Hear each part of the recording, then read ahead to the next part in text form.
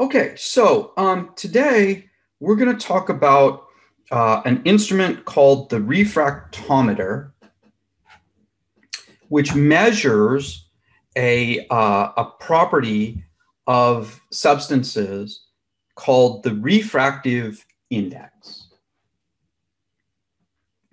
Okay, so the refractive index is defined as it's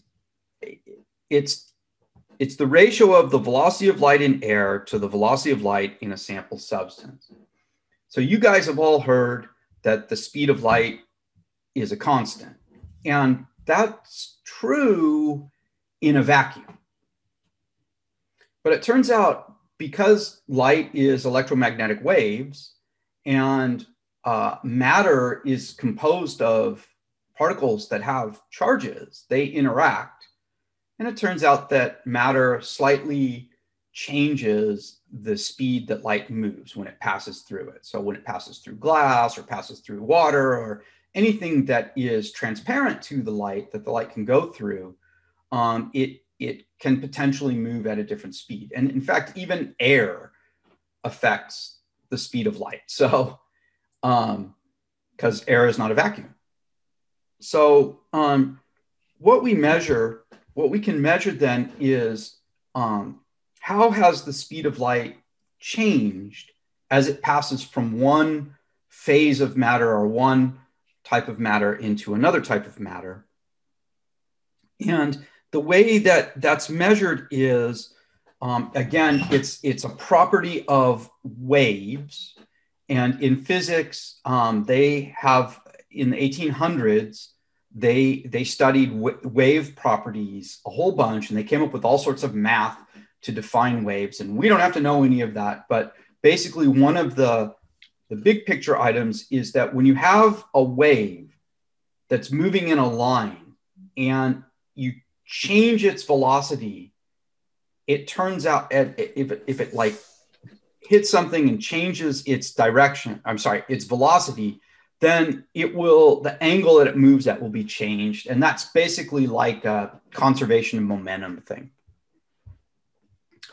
And so if we look on our diagram here, you can see that, if a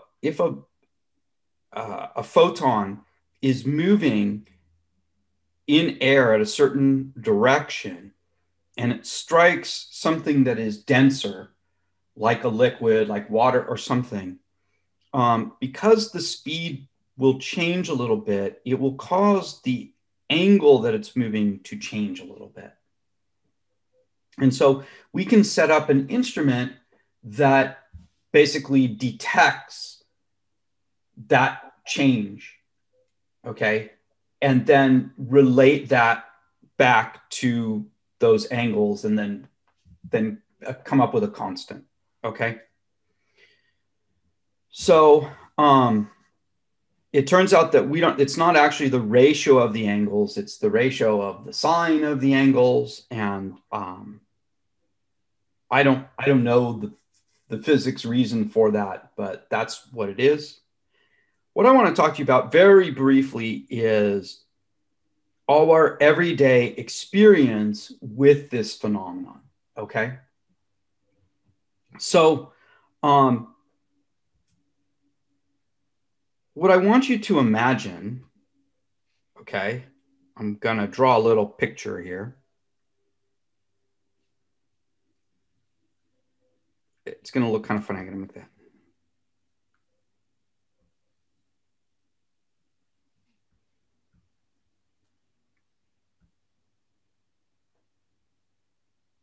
Oh, crud. Sorry, I didn't shut off touch. Imagine that somebody is standing in a swimming pool. I'm gonna guess that most of you have seen this phenomenon. You see somebody standing in a swimming pool, okay? So if you imagine then that there's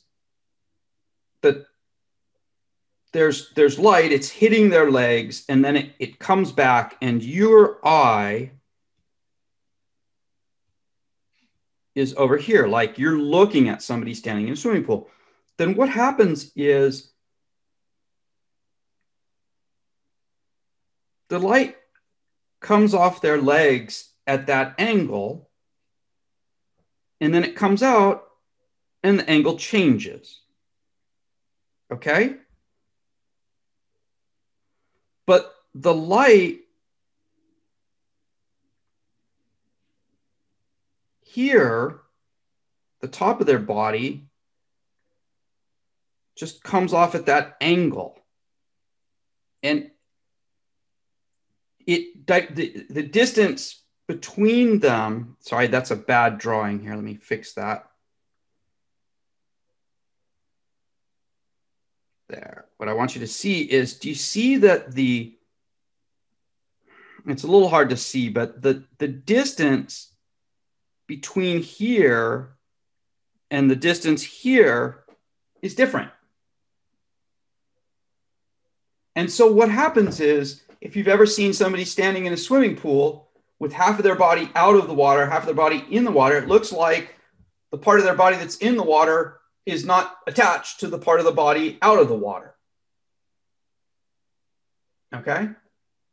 Because the light that's coming out of the part of the body that's in the water comes up, and then it changes direction a little bit. And so it gives you like an inaccurate picture of where that is. And that is caused by refraction. Okay. We also have seen refraction if you've ever seen a mirage, right? Because what's happening with a mirage is we typically see this if we are, if we're looking somewhere in the distance on a very hot day where there's hot air coming up from something and then not quite so hot around it or whatever. What's happening is the index of refraction is affected by the density of a substance. And so when you have hot air, it expands, the density is decreased. And so the light is refracted at a slightly different angle. Okay. And not only that, it becomes distorted because the air doesn't have a fixed density because it's kind of rising up hot, but mixing with cold and whatever. And so you get these distortions, and so it looks like water because the light coming from the sky, you usually see this on a sunny day. The blue light coming from a sky looks like it's actually coming from the ground because the angle has changed.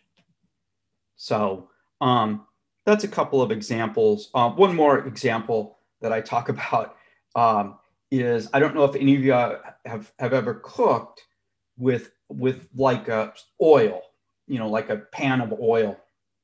You start heating the pan of oil, and if you look very carefully in it, you see what look like these little distortions. They almost look like currents in the oil.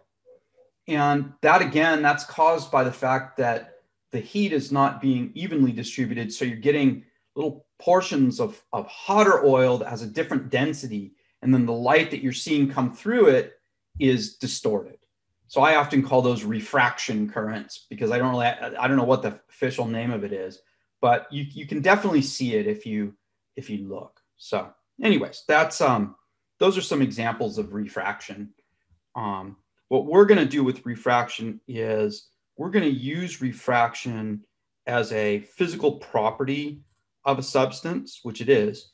So if you have a pure substance at a given temperature, then the refractive index is what we call a physical property. In other words, it's like this reproducible property that we can measure and then use either to, if you look here, we can either use it to identify a substance or to confirm the identity of a substance, but then we can also use it to determine if a sample is pure or if it's a mixture of substances. And specifically, if it's a mixture of two substances, we can even very often do some math and figure out exactly how much of each is in there. That's one of the ways we're going to try to use it. I am going to talk to you about a complication with that in a little bit.